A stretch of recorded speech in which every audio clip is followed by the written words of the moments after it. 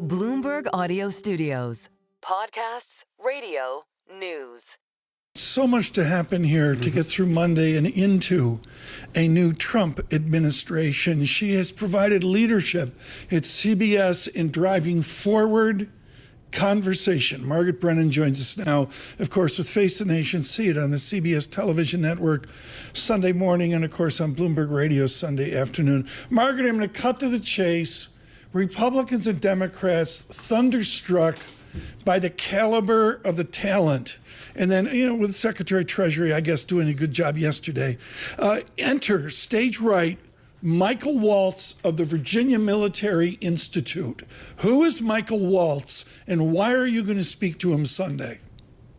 The Republican congressman from Florida, former Green Beret, is the incoming national security advisor to Donald Trump.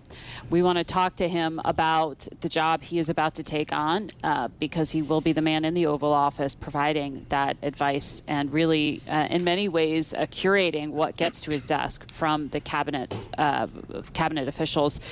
We want to talk to Waltz about this really complex environment. Most immediately, you have the question of who's going to implement and oversee this incredibly complex ceasefire and hostage deal that could see some hostages coming out as soon as Sunday into Monday. Which official diplomats with deep regional knowledge will take over from Brett McGurk and the CIA director? We want to talk to him about China. Why did President Trump invite Xi Jinping, who just is now sending his vice president to the inauguration, an inauguration at which the CEO of TikTok will be an honored guest at the same time that TikTok is deemed a national security threat. And the Supreme Court's trying to decide whether or not it goes dark immediately. I mean, there's just such a list of things. It is such an important moment. Margaret, within the CBS reporting, how will the first weeks, forget about the 100-day shtick, how will the first 4 weeks of Trump 2 differ from Mattis, Kelly, McMaster, and others in the first term? To me, there's a radical set of different people, with Mike Waltz being one of the few common features of what we saw 8 years ago. It will be different.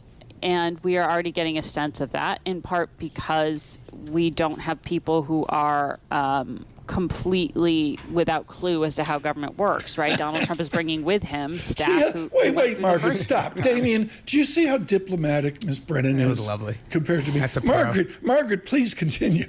No, but so that's where the sort of learning the process, some of his advisors who don't require Senate confirmation may be able to offset some of those who do.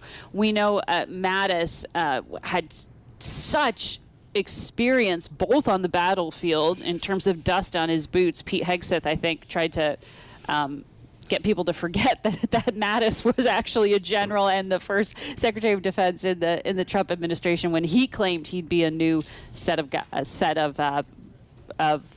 blood with a completely different perspective.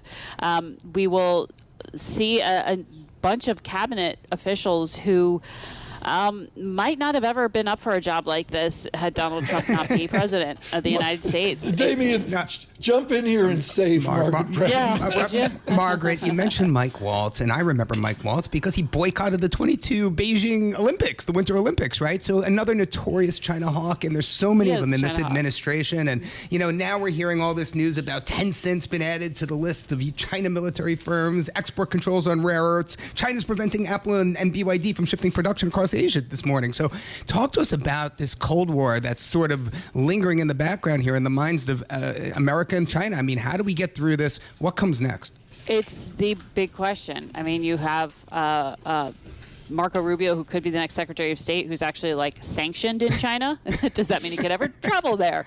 You have, yes, China hawks, but this is not a very hawkish first approach on day one to be asking Xi Jinping to send his best representative to Washington and to be embracing TikTok the way Donald Trump now is and reversing his past position. Perhaps that has to do with the 170 million users who want to stream the Trump inauguration on social media.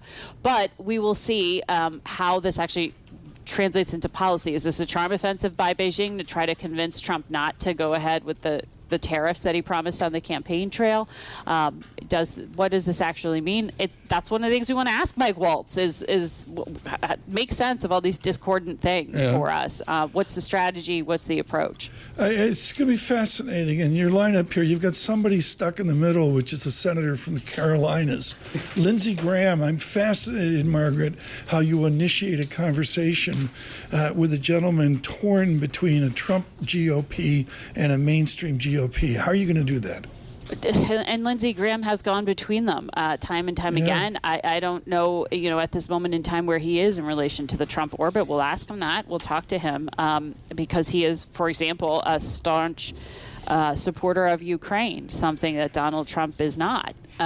And we want to talk to him about, okay, by the way, what did we actually learn from that hearing with Pete Hegseth? We didn't actually get a lot on policy or vision for the Pentagon or innovation or changes. There was more about who he is as a person. Yeah. And character is important, no doubt. Tim Kaine, one of my other guests, will be on with us, and he was the Democrat with some of the sharpest questioning on that front of, why would an oath to the Constitution be different than breaking an oath to your first and second wives? That was pretty sharp. We'll talk to him about that. Extraordinary. An amazing 4 or 5 days for Face the Nation. Of course, Margaret Brennan, host of CBS Face the Nation. Hear it on the CBS television network Sunday morning, and you can hear it again. Bloomberg Radio on Face the Nation Sunday, 2 p.m. in New York, Washington, D.C., and Bloomberg 92.9 FM across all of New England and Boston. We thank Margaret Brennan for that time here on a Friday morning.